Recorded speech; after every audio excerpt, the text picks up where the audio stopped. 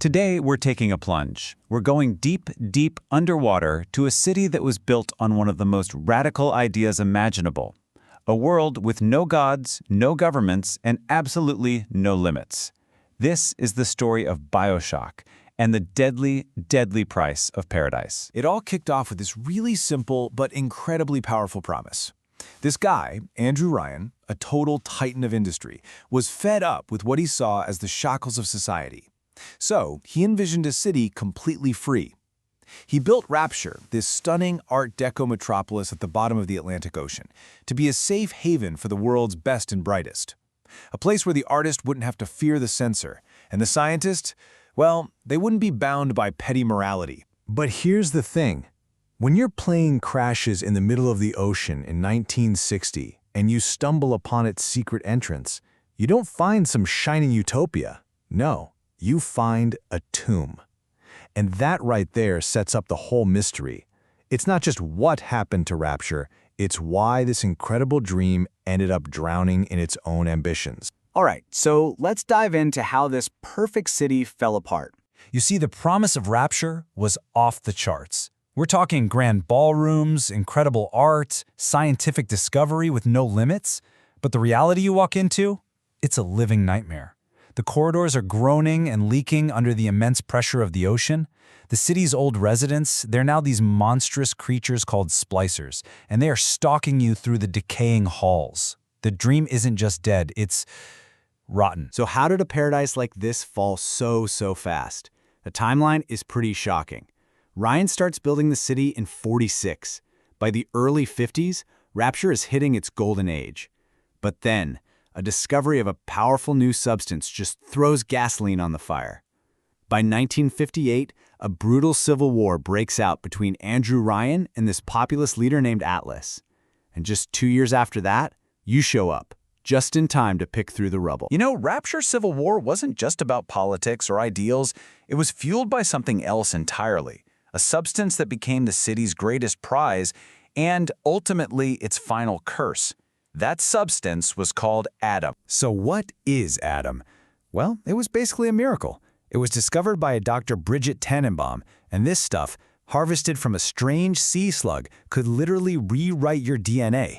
It could give you actual superpowers. You want to shoot fire from your fingertips? Snap. Done. It was the ultimate expression of human potential made real. But of course, there's always a catch. The price for playing God was, well, it was addiction, madness, and the total collapse of who you were. And this is where we see the true, horrifying cost. The superpowers, called plasmids, they were fueled by this addictive energy source called Eve. And the more Adam you used, the more your body and your mind just broke down. That's how you get the splicers. And to keep the Adam flowing, Rapture's leaders did the unthinkable. They turned orphaned little girls into living Adam factories called Little Sisters and then bonded them to these hulking, armored protectors we know as Big Daddies. So, this creates the game's most famous, most gut-wrenching choice. After you take down one of these massive Big Daddies, you're left facing the little sister. And you have a choice. Do you harvest her, killing her but getting a huge boost of Adam for yourself? Or do you rescue her, showing mercy, but for a much smaller reward? Pragmatism versus compassion. And the game asks you this again and again. But here's the thing. While you're making all these heavy choices, you're being guided. There's a voice on your radio, a man named Atlas. He claims to be the leader of the revolution against Ryan. He sounds like your only friend down here. And, well, he has this very particular way of asking you to do things. At first, it just sounds polite, right? Would you kindly?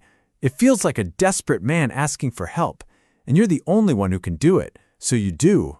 You fight your way through the horrors of Rapture, and you become the hero of his rebellion. But then the requests start to escalate.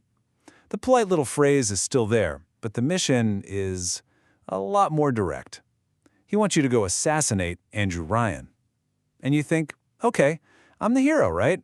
I'm fighting for the little guy. So, you do what he asks. And then the twist. The moment everything changes. You finally confront Andrew Ryan in his office, ready for this epic final battle. But he doesn't fight back. Instead, he just calmly explains the horrifying truth. That phrase, "would you kindly?" It was never a request. It was a command, a post-hypnotic trigger that was implanted in your brain from the moment you were born. Your free will? It was all an illusion. From the very beginning. You find out you're Jack, Andrew Ryan's own son, who he sold as an embryo to his biggest rival, a man named Frank Fontaine, who, it turns out, was hiding behind the persona of Atlas the whole time. You were a sleeper agent, a brainwashed assassin, activated by that one simple phrase, designed to get you past all of Ryan's genetic security systems.